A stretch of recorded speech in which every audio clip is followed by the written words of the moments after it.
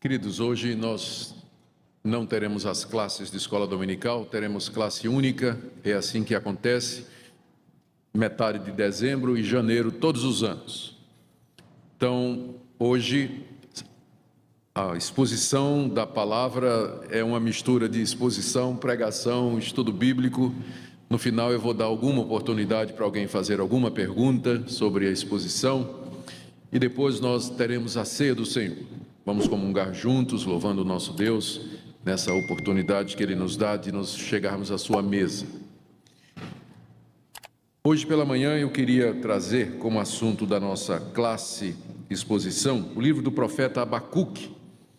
Está bem relacionado com a liturgia que nós acabamos de seguir, a destruição da cidade de Jerusalém, do povo de Deus, por conta dos seus próprios pecados. Queria que você abrisse a Bíblia no livro do profeta Abacuque. Para quem nunca ouviu esse nome, fica no Antigo Testamento.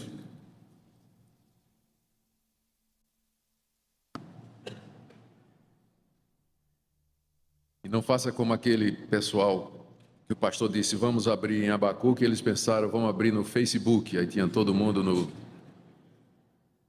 vendo celular, essas coisas, nada disso, profeta mesmo. Queria que você deixasse sua Bíblia aberta, porque nós queremos ver o livro todo, certo? Você, ao término de hoje, você não vai mais poder dizer que nunca leu um livro da Bíblia todo. Você vai ler Abacuque todinho hoje, se Deus permitir. O profeta, cujo nome dá o título a esse livro, Abacuque, ele viveu um pouco antes do profeta Jeremias. Ele viveu às vésperas da invasão, da primeira invasão dos inimigos de Israel. Cerca de 600 anos antes de Cristo, ele já se delineava no horizonte a invasão assíria ou dos caldeus, é o mesmo povo. A Assíria havia crescido como uma nação, dominando o cenário mundial, conquistando outras nações, e a Síria agora marchava em direção ao Egito. Só que entre a Síria e o Egito estava o povo de Israel, a nação de Israel, era caminho. E a invasão assíria era iminente. E Israel tinha tentado fazer aliança com o Egito, tinha tentado se organizar para o combate, mas as possibilidades da nação de Israel ganhar aquela luta era zero. Os assírios eram potência militar da época, a violência dos seus soldados era conhecida. Eu me lembro quando criança, lendo um livro de história feito para o período infantil, de ter visto uma gravura de um soldado assírio colocando o pé no pescoço do soldado derrotado e prestes a cortar sua cabeça com a espada. E outras histórias que diziam do tipo que metiam a mão na boca do derrotado e arrancava a língua pela raiz, coisas escabrosas assim. Eu me lembro, quando era pequeno, eu ficava com medo, de ler tudo aquilo. Mas essas histórias e fontes antigas descrevem a violência desse exército, que conhecia o poderio militar, a força das armas e conquistava os povos e matava sem piedade. Com frequência não deixava prisioneiros. Então era esse povo que estava vindo contra o povo de Deus. E o profeta Abacuque, ele está em crise. E a crise dele começa quando ele olha, primeiro, que o próprio povo de Deus está vivendo um momento espiritualmente ruim. Ele percebe que entre os próprios judeus havia violência, havia injustiça, havia opressão, e ele pergunta a Deus, por que Deus está deixando ele ver aquilo? Ele, como profeta, ele tinha uma sensibilidade espiritual muito aguçada, e ele via o que é que estava errado. E ele pergunta a Deus, por que o Senhor está deixando eu ver isso? Porque não tem solução, o povo não quer se arrepender, não tem mudança de nada. E aí a resposta de Deus é, eu vou castigar, eu estou vendo tudo isso, eu vou castigar. Você está vendo esse pessoal que está vindo aí, os assírios? Eu vou usar eles para castigar o meu povo. Aí o profeta entra em crise. Primeiro ele está em crise com a derrota espiritual do povo. A crise agora fica pior, porque Deus vai usar o ímpio para castigar o justo. Deus vai deixar o mal prevalecer contra o seu próprio povo. Aí ele pira, né? Vamos dizer assim, entra em crise, diz: eu não estou entendendo mais nada, Deus. Como é que o Senhor vai fazer isso? Aí Deus responde: eu vou usar esse povo para disciplinar vocês por todos os pecados que vocês cometeram. Mas depois eu vou castigar esse povo. Eu vou castigar esse povo. E haverá um dia em que eu vou castigar toda injustiça e todo pecado que jamais aconteceu no mundo. E você deve viver pela fé nas minhas promessas. Você deve viver pela esperança que você encontra no que eu digo. E essa é a mensagem do livro. O livro que Abacuque escreveu relata esse diálogo, essa crise espiritual que ele teve, essa crise existencial que ele teve, e como ele dialogou com Deus, e quais foram as respostas de Deus. E ele termina o livro numa nota de esperança, dizendo que ainda que faltem todas as coisas necessárias para a vida, ainda assim ele vai confiar em Deus, mesmo que ele não entenda os caminhos de Deus, e mesmo que os caminhos de Deus às vezes pareçam difíceis, tortuosos e complicados. Então, essa é a mensagem do livro, estas são as circunstâncias. Deixa eu ver se trazendo esse microfone mais próximo da boca diminui a microfonia, será? Não faz diferença nenhuma? Não é melhor assim? Tá bem. Vamos então para o nosso livro. Vamos começar com a primeira crise do profeta, que é o silêncio de Deus. Está aí do capítulo 1, verso 1 até o capítulo 2, verso 1. Versos 1 a 4. Sentença revelada ao profeta Abacuque. Até quando, Senhor, clamarei eu e tu não me escutarás? Gritar-te-ei violência e não salvarás? Porque me mostras a iniquidade e me fazes ver a opressão? Pois a destruição e a violência estão diante de mim, há contendas e o litígio se suscita. Por essa causa a lei se afrouxa e a justiça nunca se manifesta, porque o perverso cerca o justo e a justiça é torcida. Aqui o profeta está se dirigindo a Deus na sua primeira oração. E ele está perguntando a Deus, verso 2: até quando eu vou orar e o Senhor não me escuta? Até quando eu vou gritar: Deus, olha a violência que está no meio do povo, e o Senhor não responde?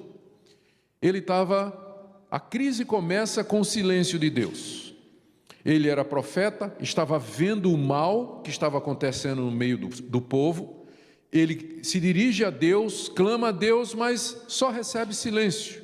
Nós não sabemos durante quanto tempo ele orou. E disse: Deus, por que o Senhor está deixando essa maldade acontecer? Veja a descrição no verso 3 e 4, daquilo que ele estava vendo. Por que o Senhor me mostra a iniquidade e me faz ver a opressão? Lá no meio do povo de Israel, provavelmente juízes injustos, os donos de propriedades que oprimiam os seus trabalhadores, os comerciantes que não pagavam os seus assalariados, os poderosos que oprimiam os pobres da terra. Abacuque estava vendo aquela injustiça toda, clamava a Deus e Deus não respondia, a coisa continuava, dia após dia. O mal prevalecia no meio do povo de Deus.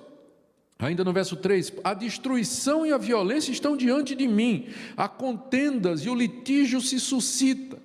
Para a alma sensível de Abacuque, ele não conseguia conviver com aquilo, ao contrário de nós que nos acostumamos a ver o litígio, a contenda, a opressão e a iniquidade, a gente não levanta uma única oração para Deus. Mas o profeta não conseguia conviver com aquilo, estava errado, no meio do povo de Deus isso não podia ter esse tipo de coisa, e ele clama a Deus, e ele diz: Deus, por que o Senhor não responde? Ele coloca a culpa em Deus, no verso 4, né?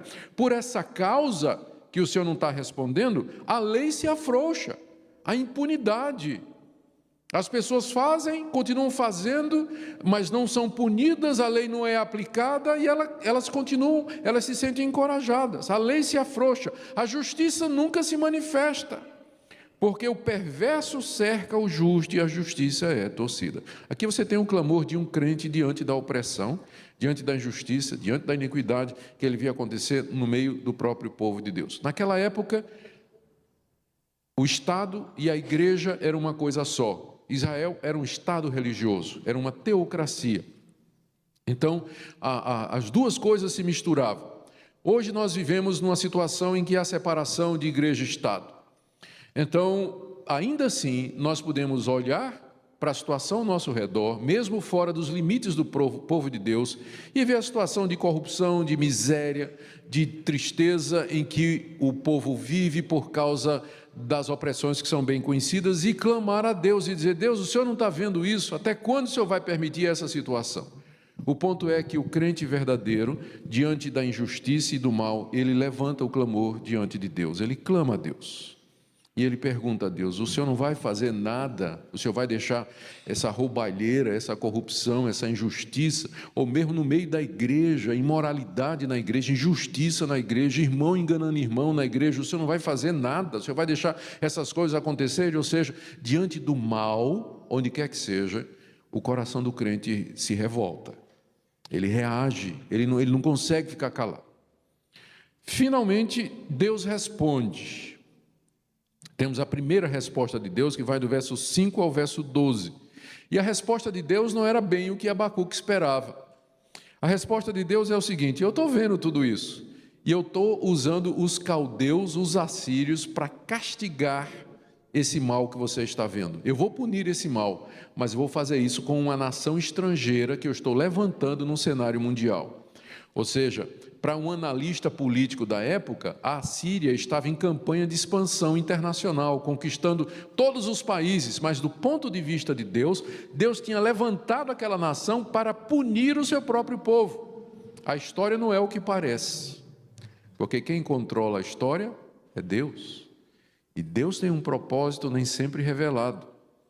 Nós olhamos o movimento das nações no cenário mundial e a gente pensa, faz uma análise política, econômica, por que país tal está invadindo tal, está bloqueando tal, está boicotando tal, mas a gente não sabe que por detrás das nações, dos governantes, da ONU, de todos esses poderios militares e nucleares está a mão do Todo-Poderoso. Ele está guiando a história, ele está trazendo a Síria. Para o mundo parecia que era uma guerra de conquista, a Síria ia conquistar o Egito e Israel estava no caminho, mas não era isso.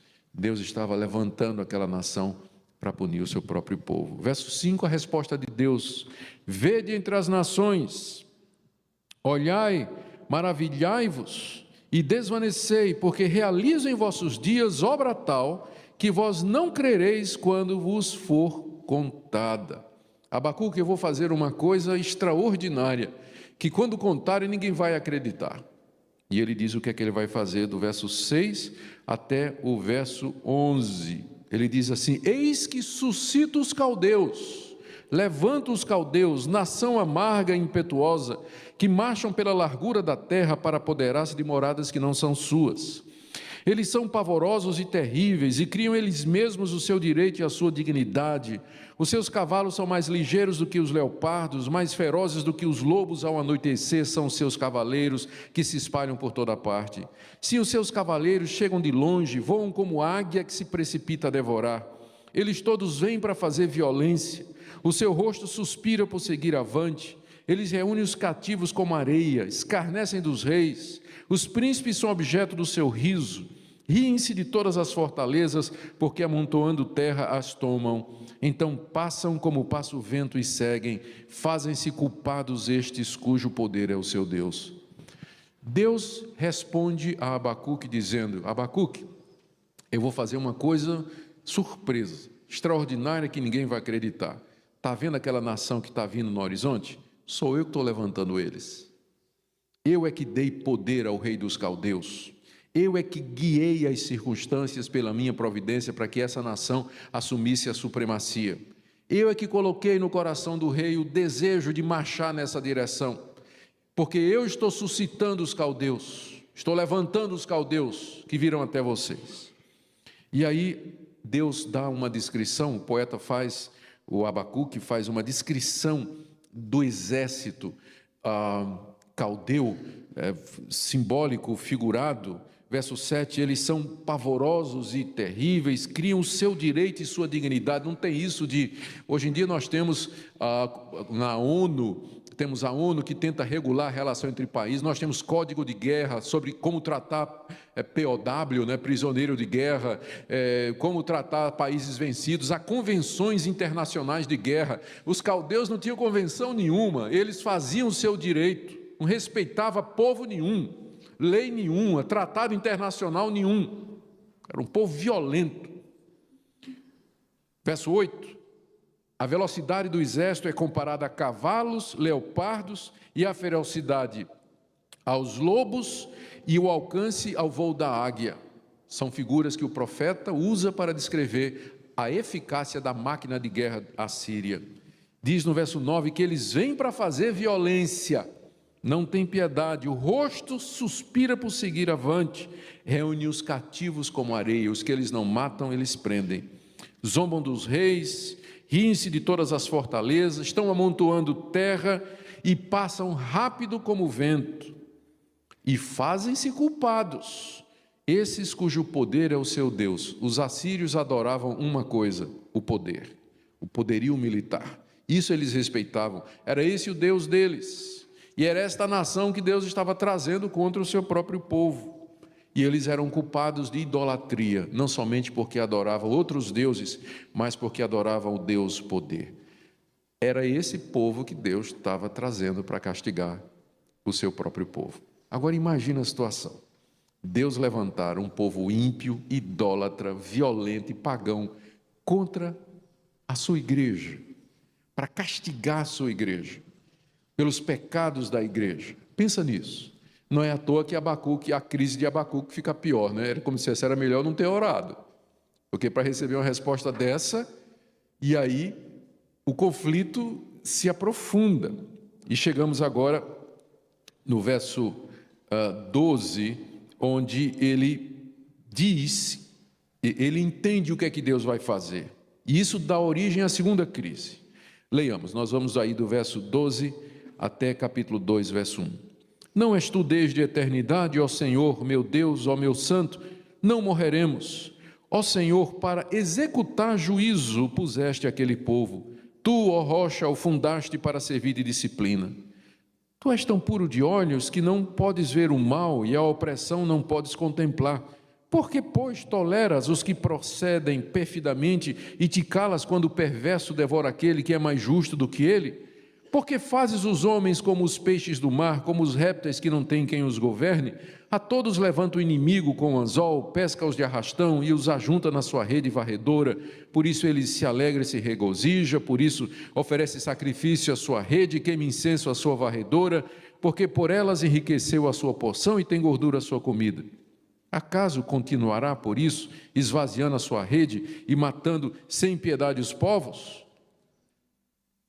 Aqui Abacuque entende a primeira resposta de Deus e entra em crise com essa resposta. No verso 12 ele diz: não és tu desde a eternidade, ó Senhor, meu Deus, ó meu santo? Não morreremos. Ó Senhor, para executar juízo tu puseste aquele povo. Tu, ó rocha, o fundaste para servir de disciplina. Ele entendeu. Tá bem, Deus, eu entendi. Tu estás levantando este povo para executar juízo. Tu puseste este povo, tu fundaste esse povo para servir de disciplina contra nós. Eu entendo o que o Senhor está fazendo. E de fato nós merecemos. Nós desviamos dos teus caminhos, nos desviamos dos teus caminhos. E o Senhor agora está trazendo a disciplina e o castigo que nós merecemos. Mas, note aí no meio do verso 12, a expressão, nós não morreremos. O Senhor vai nos castigar, mas isso não vai ser o nosso fim. Nós vamos ser derrotados por este exército, mas o nosso povo não vai acabar. E a gente percebe essa esperança de Abacuque, de que não é o fim, que a destruição não é completa, em algumas coisas que ele diz. Primeiro, não és tu desde a eternidade? Enquanto que os assírios adoram deuses de pau, pedra, madeira, ouro e prata, mas tu és o Deus que é desde a eternidade, tu és o Deus a quem nós adoramos, tu és o único Deus verdadeiro, portanto, o Senhor não vai deixar o seu povo perecer. Em seguida ele se refere a Deus dizendo, ó Senhor, meu Deus, meu santo. A palavra meu aponta para a aliança que Deus tem com o seu povo. De todas as nações, Deus escolheu a nação de Israel e disse: eu sou o Deus de vocês e vocês são o meu povo. Quando Abacuque diz meu Deus santo, ele está invocando os termos da aliança, dizendo assim: Deus, lembra-te que tu nos escolheste para ser o teu povo. Tu és o meu Deus, o nosso Deus, e nós somos o teu povo. O Senhor vai nos castigar, mas não castigue a ponto de nos destruir. Não nos faça perecer e desaparecer do planeta. Não apagues o nosso nome de entre as nações. Estas coisas mostram a esperança do profeta, até quando ele diz, se refere a Deus, o nome de Deus que aparece aqui, Senhor, e Yahvé, que é o nome da aliança.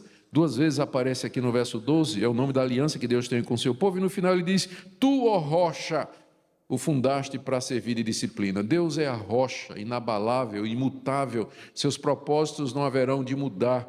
Ele amou o seu povo e escolheu o seu povo, e isso não vai mudar. Pode ser que Deus castigue por um tempo, mas não finalmente, de maneira terminal e radical e crítica, mas nós, depois da disciplina, seremos restabelecidos. Tudo isso está aqui, o profeta percebe tudo isso, há esperança no meio da compreensão. Isso é muito importante para todos nós. É assim que Deus continua a agir hoje. Ele continua a se importar com os nossos erros, Ele continua a não concordar com os nossos erros, Ele continua a nos disciplinar e corrigir pelos nossos erros, mas Ele é o nosso Deus, Ele é a rocha, o Deus que é desde a eternidade. O seu amor por nós não muda, como um pai que castiga o seu filho, Deus também nos corrige. E o amor dele é eterno. Essa expressão, como um pai que corrige o seu filho, está cada vez menos fazendo sentido, cada vez mais não fazendo sentido para o brasileiro, né? Porque é até proibido fazer isso hoje. Sublinhar as lições, não é? Nem podemos fazer isso. Passar o lápis amarelo. Mas como um pai corrige o seu filho, então a quem ama, Deus assim faz também. Mas aí o problema agora do profeta não é o fato de que Deus vai corrigir o seu povo, mas é o instrumento que Deus vai usar, que são exatamente os assírios, a nação mais ímpia da época. Aí veja a crise no verso 13: tu és tão puro de olhos que não podes ver o mal, e a opressão não podes contemplar. Ele conhece o caráter de Deus. A pureza de Deus é tanta que Deus não pode nem contemplar o mal. Deus não pode contemplar a opressão, tal a sua santidade provoca repulsa em Deus, o mal, o pecado e a opressão. Mas Deus, se tu és assim, se tu és tão puro que nem o mal o Senhor pode contemplar, por que o Senhor tolera os caldeus? Por que toleras os que procedem perfidamente? Está se referindo aos caldeus. E te calas quando o perverso, que são os caldeus, devora aquele que é mais justo do que ele, que é o teu povo. Porque mesmo que o teu povo esteja errado, mas ainda assim, por mais errado que o teu povo seja, sempre vai ser melhor do que os caldeus. Então por que o Senhor permite que o perverso devore o justo? Que o ímpio triunfe sobre o teu povo? Eu não estou entendendo isso. Por que o Senhor vai usar ele? Esse povo, que o Senhor quer nos castigar, eu sei, mas que o Senhor vai usar os caldeus, eu não entendo. Ele está em crise, que ele fala do verso 14 a 17, questionando a Deus.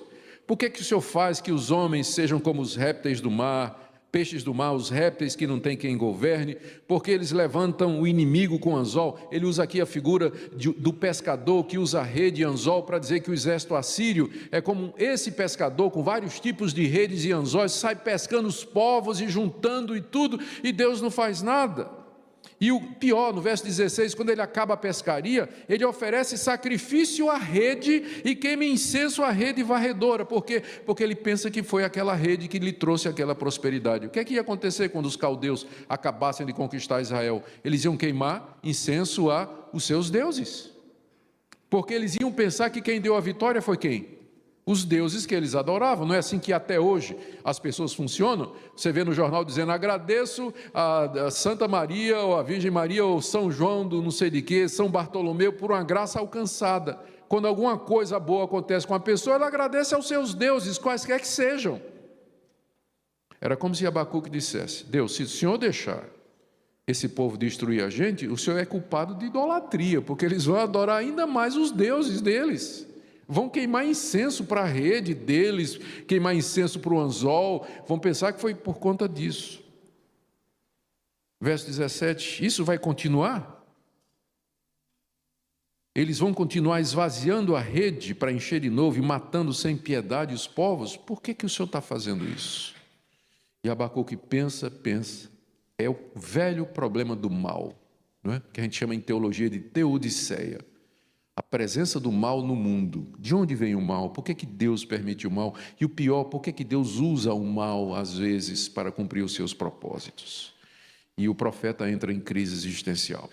Como é que é isso? Eu não entendo isso. E aí ele resolve tomar uma decisão. Ele entende o caráter de Deus, mas ele resolve esperar. Veja aí o capítulo 2, verso 1.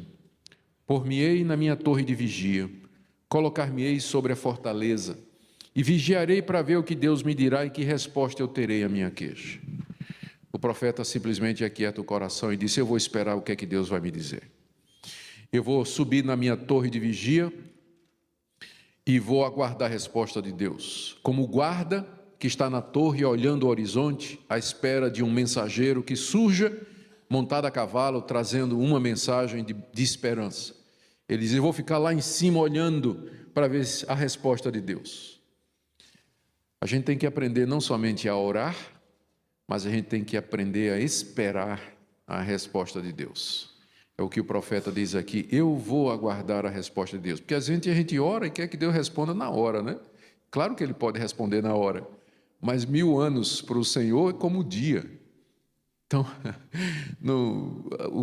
o calendário de Deus não é o mesmo nosso, e o relógio dele não tica na mesma velocidade. Então a gente pede a Ele, ora, suplica coisas, e a gente fica impaciente quando passa um dia, 2, 3, e até a gente para de orar, não é? Mas é que Deus tem o tempo dele de responder, e o profeta entendeu. Ele disse: eu vou esperar, vou ficar na torre de vigia para ver o que é que Deus vai dizer.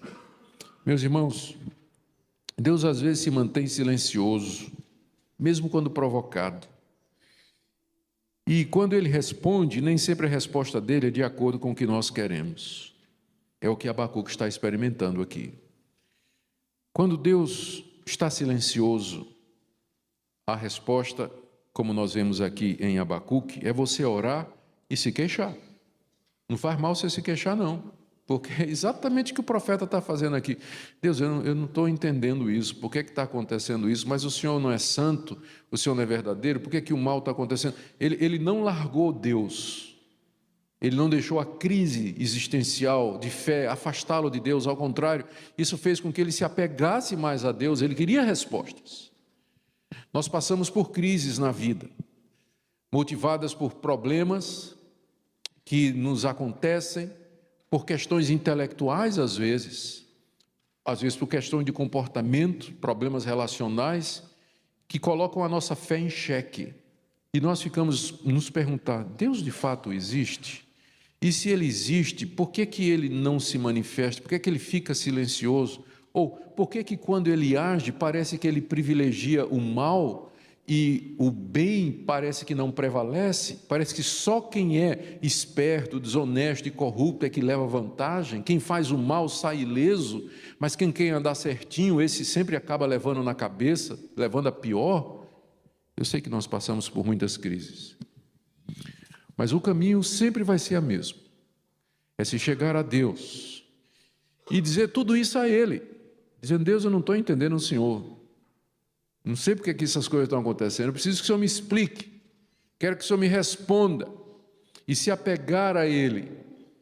Porque por mais que você tenha ajuda de outras pessoas, e nós sempre nos colocamos à disposição para ajudar as pessoas, mas a resposta mesmo vem de Deus no coração. Deus que fala, Deus esclarece, Deus ilumina o coração para nós entendermos a sua vontade. Vamos correr então para a resposta de Deus, queridos. O caminho proposto por Deus está aí do verso 2 até o verso 20.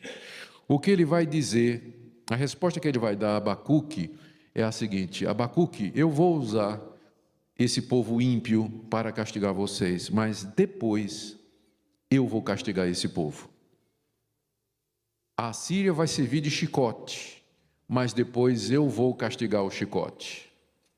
Eu vou punir o feitor, o carrasco, pelos seus próprios pecados. É o que ele diz aqui do verso 2 até o verso 20. É todo o restante do capítulo.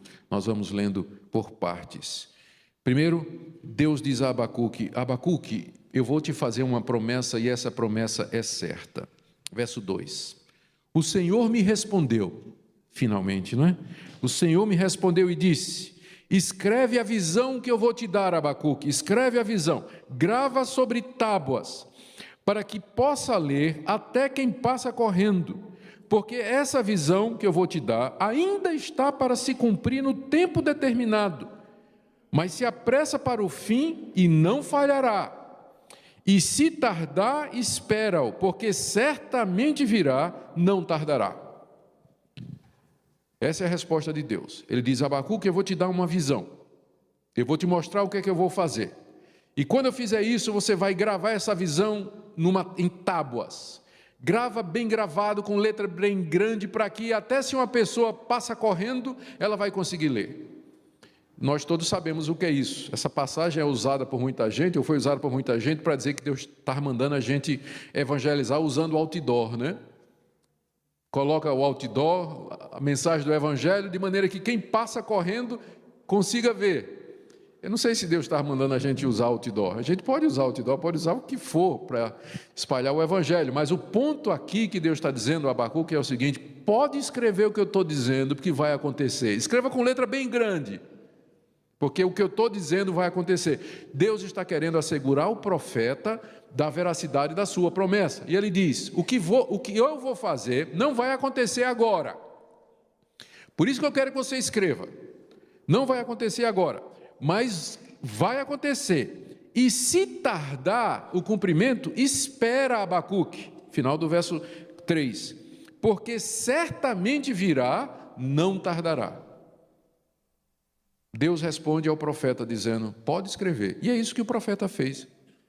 O livro do profeta Abacuque é o registro da visão. Ele escreveu e está aqui. Está aqui para nós até o dia de hoje, para nós vermos a veracidade de Deus. E eis a visão no verso 4. Eis o soberbo aqui é o rei da Síria, o rei dos caldeus.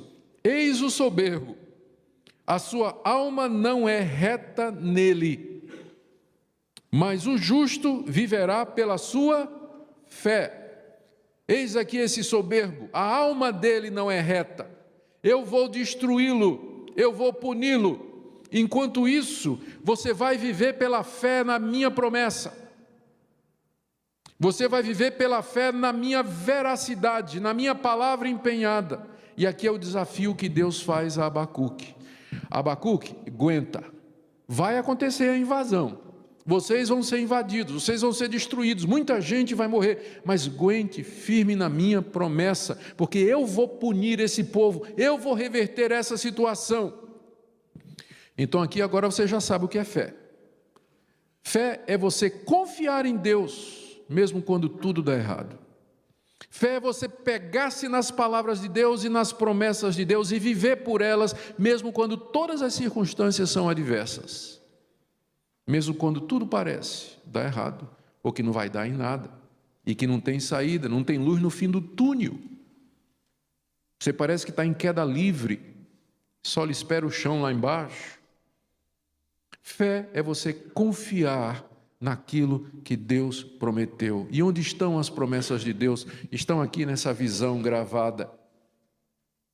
Estão aqui nas páginas desse livro escrito por homens inspirados por Deus, por mando de Deus, exatamente para inspirar e encorajar o seu povo em momentos de crise. Confia em mim, Deus diz. Confie no que eu disse, confie nas minhas promessas, confie naquilo que eu mandei registrar, na visão escrita com letras grandes, que até quem passa correndo pode ler. O justo viverá pela fé. Nós não vivemos por vista, gente. Que se a gente for viver por vista, esse mundo está de cabeça para baixo, o perverso prevalece, a injustiça acontece, nós morremos, coisas ruins acontecem com gente boa, e coisa boa acontece com gente ruim. Se nós formos viver olhando para a aparência desse mundo, nós vamos viver em crise. Os valores se afrouxam, as verdades de Deus estão sendo cada vez mais esquecidas, mas o justo vive pela fé. O justo aqui não é o perfeito, mas aqui no Antigo Testamento o justo é o nome para aquele que confiava em Deus, para o servo de Deus, que temia Deus, que queria praticar a verdade de Deus e que era justificado mediante essa fé em Deus. Essa passagem aqui de Abacuque é usada 3 vezes no Novo Testamento para dizer a mesma coisa.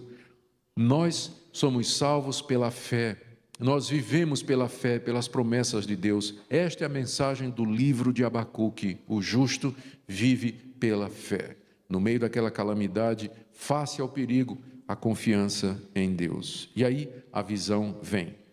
Eu vou passar rapidamente aqui, são 5 ais sobre os caldeus, que começam no verso 6. O prefácio está no verso 5. Aqui é a visão que Deus deu a Abacuque sobre a futura destruição do rei da Síria e do exército caldeu. Assim como o vinho é enganoso, tampouco permanece o arrogante, que é esse rei aí, cuja gananciosa boca se escancara como o sepulcro e é como a morte, que não se farta. Ele ajunta para si todas as nações e congrega todos os povos. É Deus dizendo, esse rei é um sepulcro aberto, a boca dele. Ele tem sede de poder, ele está pegando tudo que ele pode, mas ele é como o vinho. Você toma vinho, o efeito no dia seguinte você está de ressaca se tomar muito. Estou falando isso não é porque é de experiência não, tá? Porque alguém me disse. Então... Não, eu fiz isso antes da minha conversão, eu sei muito bem do que é que eu estou falando. Antes de conhecer a Jesus, eu sei exatamente o que é que o verso 5 está dizendo. Os efeitos que duram uma noite e depois a ressaca. Da mesma forma como o efeito do vinho passa de um dia para o outro, também o poder desse rei vai passar. E aí 5 ais, verso 6. Não levantarão, pois, todos estes contra ele, o ele aqui é o rei da Síria, um provérbio, um dito zombador, dirão.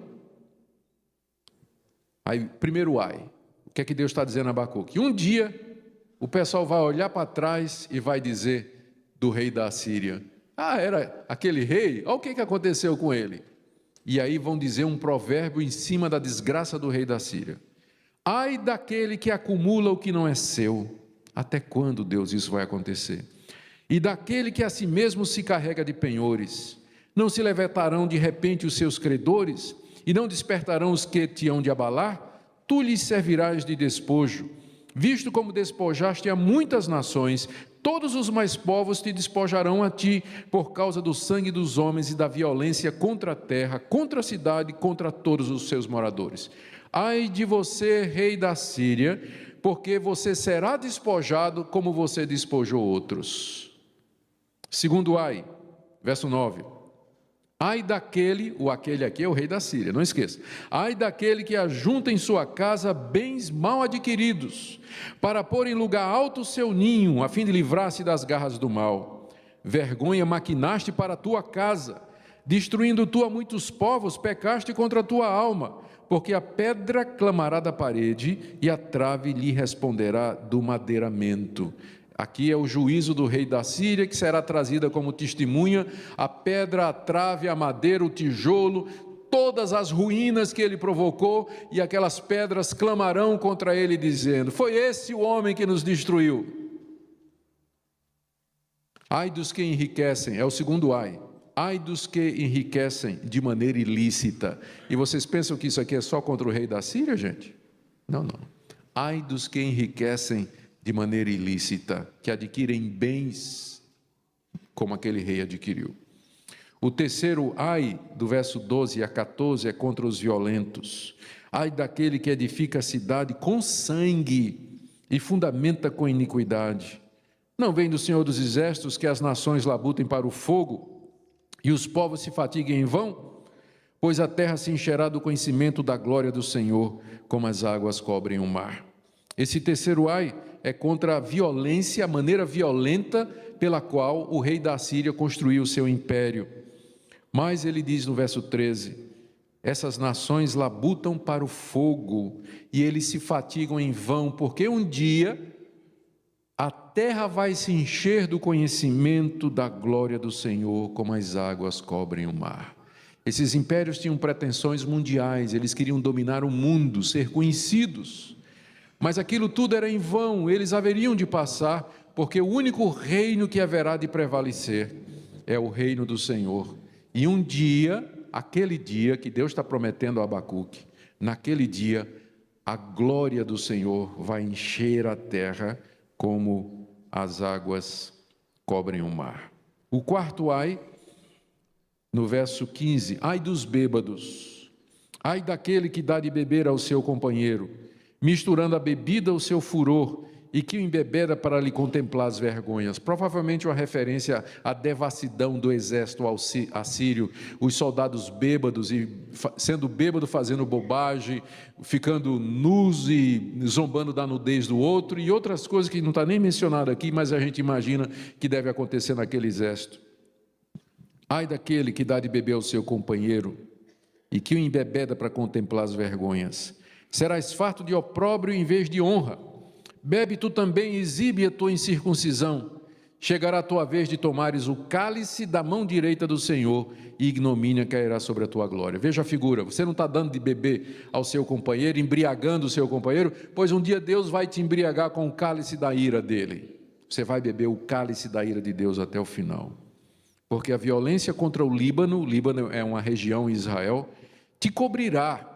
E a destruição que fizeste dos animais ferozes te assombrará. Eles, quando passavam, saíram derrubando floresta, matando os bichos e tudo. Isso tudo vai voltar. Por causa do sangue dos homens e da violência contra a terra, contra a cidade e contra todos os seus moradores. Exército de bêbados, violentos, destruindo tudo ao redor, Deus haveria de destruí-los também.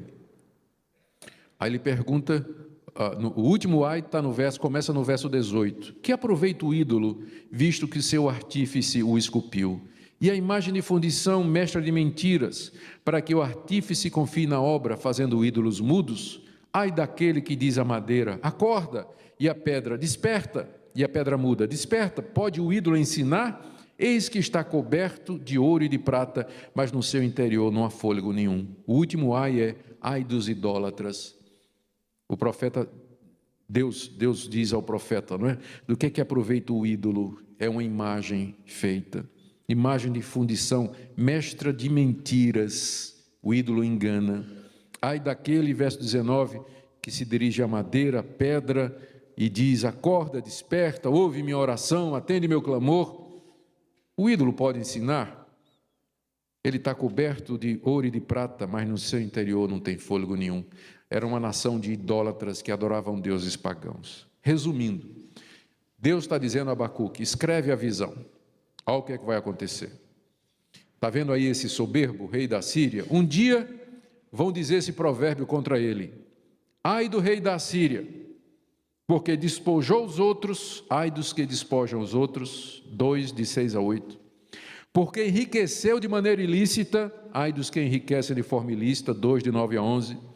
Porque fundou o seu império sobre violência, ai dos violentos, 2, de 12 a 14. Porque o seu exército é um exército de bêbados sem vergonha, ai dos bêbados, 2, de 15 a 17. E porque confiou nos ídolos, ai dos idólatras, 2, de 18 a 19. Ai, ai, ai, ai, ai. Viva por isso, Abacuque. Isso ainda vai acontecer. Mas você tem que viver pela fé. Tem que aguardar o momento em que eu vou fazer isso. E ele termina dizendo, no verso 20, enquanto que os ídolos, do verso 19, não podem ensinar nem responder, verso 20, o Senhor, porém, está no seu santo templo, cale-se diante dele toda a terra. Eu sei que esse versículo às vezes é usado para a gente pedir silêncio na igreja, né? Já viram esse verso sendo usado para isso? Não tem nada a ver. A gente tem que ficar em silêncio na igreja para poder escutar, né, o que está sendo dito. Mas não tem nada assim, entrou na igreja, Deus está no seu templo. calado, né? Ninguém pode, não é isso. O que ele está dizendo aqui é o contraste com os ídolos. Enquanto que os ídolos são mudos e não respondem e não atendem, Deus está no seu santo templo. O santo templo aqui não é somente uma referência ao templo em Jerusalém, mas o céu é o trono de Deus e a terra é o escabelo dos seus pés. Ele domina sobre tudo e todos. Parece que o rei da Síria está tendo domínio, mas quem de fato reina, quem está no seu templo, dominando tudo e todos, é o Deus Todo-Poderoso de Israel. Cale-se diante dele toda a terra, em reverência a ele, em temor diante dele, porque ele tem todo o poder. Estamos terminando. Capítulo 3. Terceira oração de Abacuque. Diante de tudo isso vem a reação de Abacuque. Vocês percebem que o livro é em cima de um diálogo, não é? Abacuque pergunta, Deus responde. Aí Abacuque pergunta, Deus responde. Então Abacuque orou 2 vezes, Deus não respondeu a primeira, respondeu a segunda, e aí vem agora a terceira oração de Abacuque, que é, na verdade, todo o capítulo 3, onde nós temos uma oração de Abacuque, versos de 1 a 2, o canto dele, de 3 a 15, o seu testemunho, de 16 a 19. E é o capítulo que termina com esperança. Vamos lá então, primeira oração, versos 1 e 2. Oração do profeta Abacuque sob a forma de canto. E veja aí no final do livro, no verso 19, ao mestre de canto para instrumentos de corda. Provavelmente esse livro, essa oração aí do capítulo 3, era um salmo que deveria ser cantado no templo para esperança para o povo de Deus. Depois que o profeta teve essa experiência, que ele escreveu tudo isso, ele pegou o capítulo 3, provavelmente, e levou para o templo, onde alguns acham que Abacuque também era levita. Ele era um poeta, ele fazia parte do coral lá do templo de louvores a Deus, porque no final ele diz que isso era para ser cantado, diz inclusive que é com instrumentos de corda. A oração é essa, verso 2. Tenho ouvido, ó Senhor, as tuas declarações, essa que estão no capítulo 2, que a gente acabou de ver, e me sinto alarmado. Aviva a tua obra, ó Senhor, no decorrer dos anos, e no decurso dos anos faze-a conhecida. Na tua ira, lembra-te da misericórdia. Abacuque, diante da visão que Deus deu, da destruição de Israel e depois da destruição dos ímpios, ele se sente alarmado diante do que vai acontecer, porque o que se avizinhava era terrível. Mas aí ele faz uma oração, ele pede a Deus: aviva a tua obra, ó Senhor. A obra aqui tem várias maneiras de interpretar isso aqui. Eu vou seguir a interpretação mais conhecida e popular. Aviva a tua obra no meio do teu povo.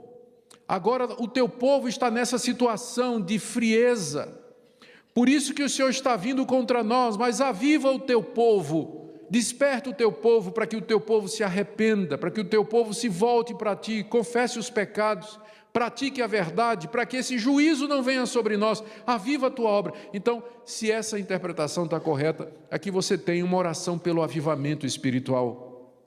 O profeta está dizendo assim: Deus, a causa então da desgraça é o teu povo, nós te desobedecemos, então aviva a gente, fala ao nosso coração, desperta-nos, ó Deus, tira-nos da letargia, da indiferença, da dureza de coração, abre os nossos olhos.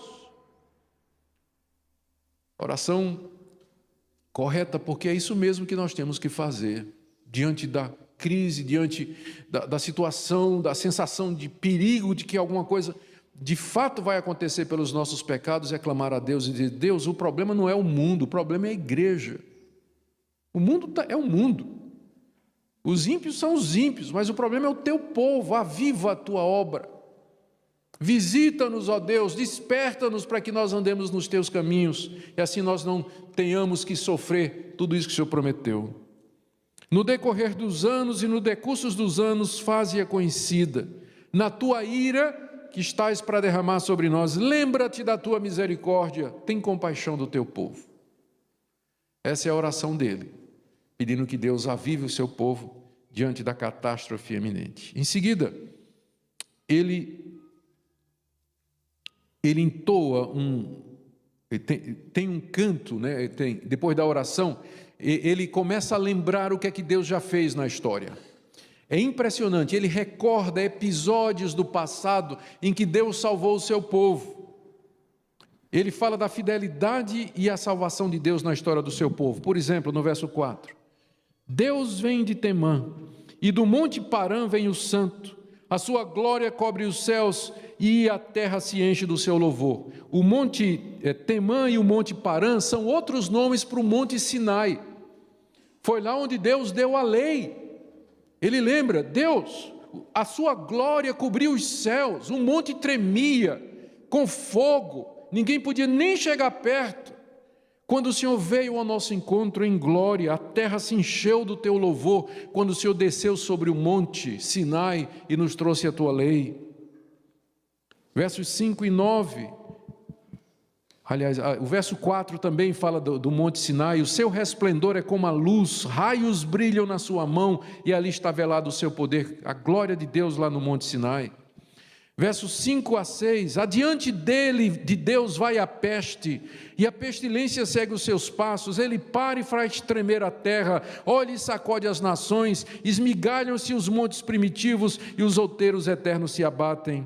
Quem sabe aqui é uma referência ao Egito, os grandes milagres que Deus fez no Egito, quando ele mandou a peste contra os egípcios, mandou aquelas pragas contra aqueles povos, esmigalhou os inimigos de Deus, sacudiu as nações. Ele está lembrando, Sinai e Egito, segue até uma sequência, né? Meio assim, uma cronologia próxima. Os caminhos de Deus são eternos. Veja aí do verso 7 do verso 7 em diante, ainda está falando, desculpem, esses juízos contra o Egito, na verdade é de 5 até o 8. Os caminhos de Deus são eternos. Vejo as tendas de Cusã em aflição. Cusã é outro nome para o Egito. Os acampamentos da terra de Midian tremem. Acaso é contra os rios, contra o rio Nilo, Senhor, que o Senhor transformou em sangue? É contra os rios, Senhor, que estás irado? É contra os ribeiros a tua ira, ou contra o mar que o Senhor abriu para que o teu povo entrasse? O teu furor, já que andas montado nos teus cavalos, nos teus carros de vitória? E parece que ele está relembrando aqueles atos poderosos de Deus, quando abriu o mar, quando transformou a água em sangue, quando mandou a peste contra aquele povo. Ainda no verso 9, tiras a descoberto o teu arco, e farta está a tua aljava de flechas, tu fendes a terra com rios. Talvez ainda no verso 10, eu tenho anotado aqui uma referência sobre a abertura do Mar Vermelho. Os montes te veem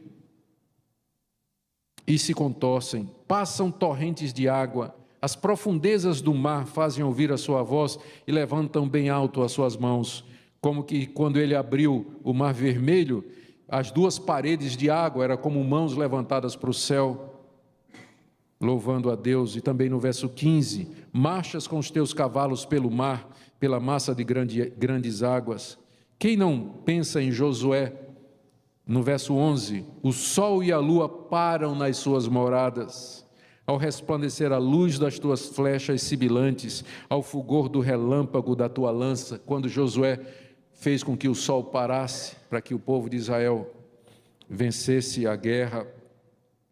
Conquista de Canaã, versos 12 em diante, na tua indignação marchas pela terra, na tua ira calcas aos pés as nações, tu sais para salvamento do teu povo, para salvar o teu ungido, feres o telhado da casa do perverso, lhe descobres de todo o fundamento, traspassas a cabeça dos guerreiros do inimigo com suas próprias lanças, os quais como tempestade avançam para me destruir, regozijam-se como se estivessem para devorar o pobre às ocultas. Aqui nos lembra a conquista de Canaã, quando Deus esmigalhou aqueles povos. O que é que Abacuque está fazendo aqui, gente? Você lembra daqueles hinos? Se da vida as vagas procelosas são, se com desalento julgas tudo em vão, contas muitas bênçãos, dize-as de uma vez, e verás surpreso quanto Deus já fez. Conta as bênçãos. Todo mundo conhece esse hino. Qual o ponto desse hino? Quando você está abatido, desanimado, lembra do que Deus já fez. Olha para trás, olha para a história, conta as bênçãos.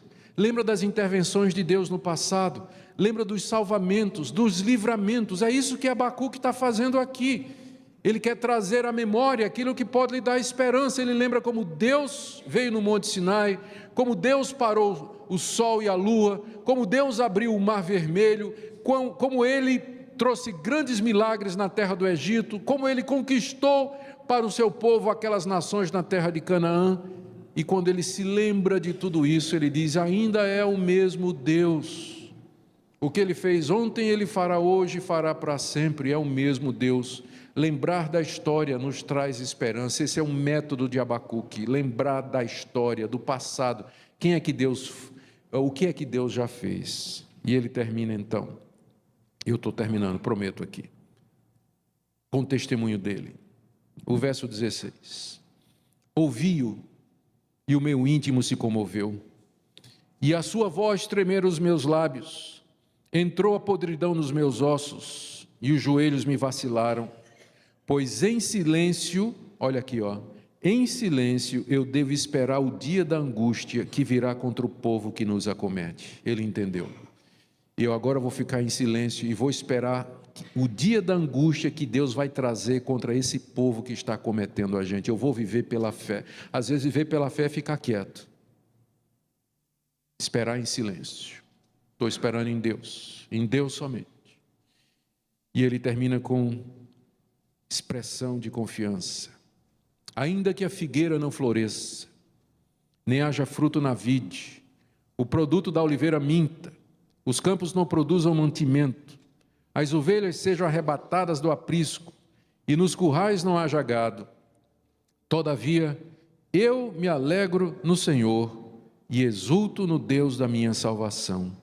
O Senhor Deus é minha fortaleza, e faz os meus pés como da corça, e me faz andar altaneiramente.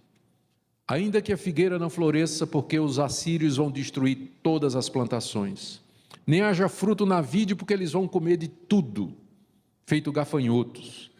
O produto da oliveira minta, não tenha mais oliva, não tenha mais azeitona, não tem mais nada. Os campos não produzam mantimento, devastados pelos assírios.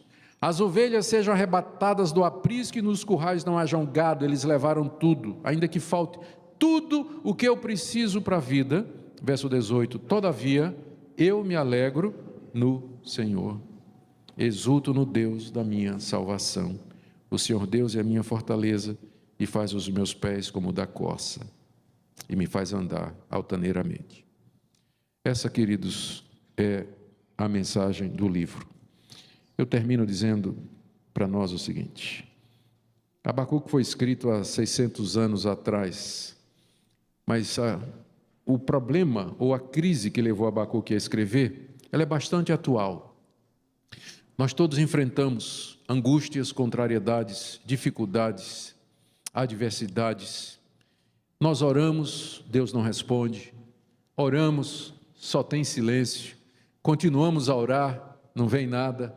E de repente o que menos a gente espera e de uma forma que nós não suspeitávamos, as coisas acontecem e não são como queríamos. O justo vive pela fé. Nós não vivemos por vista, não vivemos por circunstâncias. O que Deus quer de nós é o seguinte: creia em mim, confie em mim. Um dia todo mal será castigado, um dia todo ímpio será punido, e aquele que creu em mim e no meu Filho Jesus Cristo, esse receberá a vida eterna.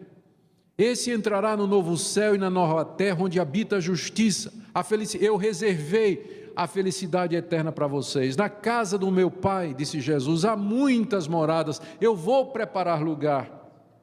Deus preparou um reino eterno para o seu povo. Esse reino está por vir, se tardar, espera-o. Porque o justo vive pela fé. A gente vive na expectativa da chegada do reino de Deus. Por isso, gente, não se apegue às coisas desse mundo, à sua propriedade, ao seu bem, ao seu emprego, as coisas que você tem. Não se apegue a nada disso, porque você tem hoje e amanhã você não tem. Nós temos que viver olhando para as promessas de Deus. As coisas que se veem, elas são temporárias, as que não se veem são eternas. E nós vivemos por isso. Amém? Deus querido, nos ajuda a colocar em prática isso, que às vezes parece tão difícil. Quando a crise vem, o problema vem, a angústia vem, as dificuldades vêm. Nos ajuda a confiar nas tuas promessas de que o Senhor não desampara o seu povo. Em nome de Jesus. Amém. Queridos, como eu disse, eu quero dar oportunidade para uma ou duas perguntas. Talvez alguém queira fazer alguma pergunta sobre o que foi falado aqui. Alguma coisa que não ficou clara? Tem alguém lá atrás? Por favor, se puder chegar mais para perto, enquanto o microfone vai. E depois dele mais alguém? Se eu tenho uma pergunta aqui, e nós vamos encerrar. Por favor. Primeiramente, quero agradecer ao meu Deus, ao nosso Deus, pela essa mensagem que Ele nos trouxe através do Senhor. Segundo, agradecer ao Senhor pelo preparo que o Senhor tem. E quero lhe fazer uma pergunta. O povo judeu, Israel, continua sendo o povo eleito? Qual o seu parecer? O meu parecer meu parecer é o da Igreja Presbiteriana. A nossa confissão de fé, ela diz que Deus tem apenas um povo. Sempre teve um povo só. No Antigo Testamento, esse povo estava compreendido na nação de Israel. Um povo físico, com a localização geográfica, um governo civil, uma teocracia. E esse povo recebeu promessas, Deus fez com ele uma aliança, mas a essência da aliança com Deus tinha a ver com a chegada do Messias, a vida pela fé. A sua pergunta é fabulosa porque me ajuda a aplicar isso aqui. Quando Deus cumpriu a promessa, os judeus não tiveram fé. Quando o Messias veio, aquele Messias prometido, quando ele veio, os judeus não o reconheceram. E ele foi rejeitado pelos judeus. Mas todo aquele que crê que Jesus é o Filho de Deus e vive pela fé em Jesus Cristo, esse é o justo do Antigo Testamento. Esse é o povo de Deus. Então, o povo de Deus hoje, ele não está mais circunscrito a uma nação como é a nação de Israel. Para que o judeu seja povo de Deus hoje, ele tem que crer no Messias Jesus Cristo. Senão, ele é considerado ele vai ser tratado como qualquer outro povo. Então a resposta é: não, a nação de Israel não tem mais hoje nenhuma relação especial com Deus. O povo de Deus é a igreja, todos aqueles que andam nas pisadas do primeiro judeu, que foi Abraão. Nós somos os descendentes espirituais de Abraão, nós somos a verdadeira circuncisão, o Israel de Deus. Agora, por causa das promessas feitas aos patriarcas, a teologia reformada acredita que Deus, na sua misericórdia, ainda vai dar um avivamento entre os judeus, que muitos judeus ainda vão se converter e crer no Messias, mas essa seria a única coisa que ainda resta a acontecer com Israel como o povo de Deus. Quando o judeu se converte, ele vira cristão, ele vira igreja. Então Deus só tem um povo, sempre teve um povo só. E agora esse povo não está mais preso a um limite geográfico. Tá certo? Essa posição escatológica é chamada de amilenismo. Tem alguns pós-milenistas, os pós-milenistas pensam assim também. Quem acha que Israel ainda é o povo eleito, geralmente é chamado de dispensacionalista, ou um pré-milenista mais radical. Mas a teologia reformada, ela fica no amilenismo ou no pós-milenismo, e uma versão pré-milenista bem que não divide. Deus não tem dois povos, é um povo só. Bom, obrigado pela sua pergunta. Aqui, o senhor pode fazer.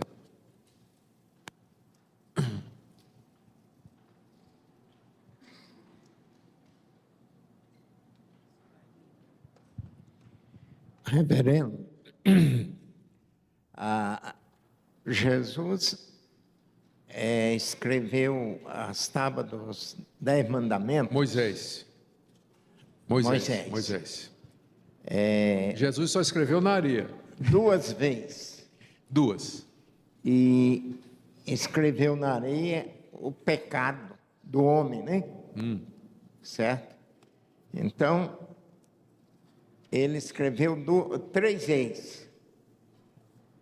Por que ele escreveu na areia? Porque ele não ama o pecado. Porque Jesus é a rocha eterna, né?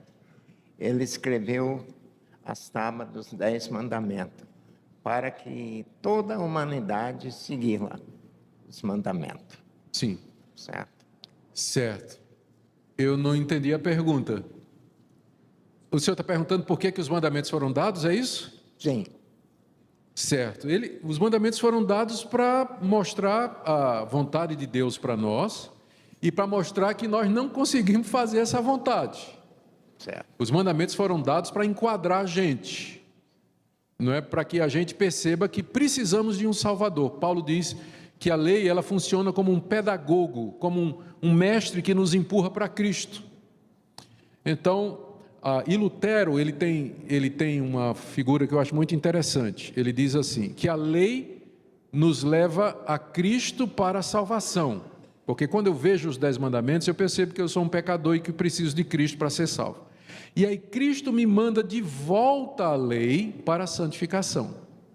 Porque uma vez que eu sou salvo e perdoado, vem a pergunta, o que é que eu vou dar a esse Deus tão maravilhoso que me perdoou? Eu pergunto a Deus, Deus, o que é que eu posso fazer para te agradar? Resposta de Deus, não farás para ti mais de escultura, não terás outros deuses diante de mim, honra teu pai e tua mãe. Então foi por essa razão que os mandamentos foram dados. Tá certo? Espero ter respondido, tá bom. Tem mais um ali, pode passar. E daí nós vamos seguir que nós temos a ceia do Senhor, irmãos, por favor. Nós estamos diante de um quadro no Brasil de corrupção. A Veja desta semana, através do Bernardinho, aponta também para isso. E nós vamos ficar em silêncio, vendo tudo isso, ou vamos tomar uma atitude? Nós perdemos a chance nas eleições, né? Agora tem que esperar 4 anos. Podemos clamar a Deus como profeta, pedir a Ele que olhe para esse povo sofrido, essa injustiça e tudo mais, e usar de todos os meios democráticos possíveis para combater a corrupção. É possível mandar ao Senado cartas, ligar para senador, fazer baixo-assinado e mandar para o governo, participar. Se tiver manifestações contra a corrupção, o crente pode ir para uma passeata, não é? E participar, se for pacífica e não tiver violência, e não insultar a presidente, porque ela continua sendo nossa presidente e a Bíblia manda a gente honrar as autoridades. Eu discordo quando o pessoal zomba, ironiza e insulta a presidente. Eu não concordo com ela, mas a gente tem que respeitar porque ela é autoridade constituída. Então, dentro desses limites, o cristão deve se engajar e fazer tudo que a lei permite para combater. E começar com a gente mesmo. Se eu sou negociante, eu vou começar sendo honesto, porque é fácil falar da corrupção do político. Mas como é que a gente é no negócio da gente? Nas finanças pessoais, no pagamento de imposto, nos negócios, na compra e venda. Então, temos que começar em nós, não é? E fazendo isso, eu creio que é o caminho de Deus. E orar para que Deus tenha misericórdia da nação.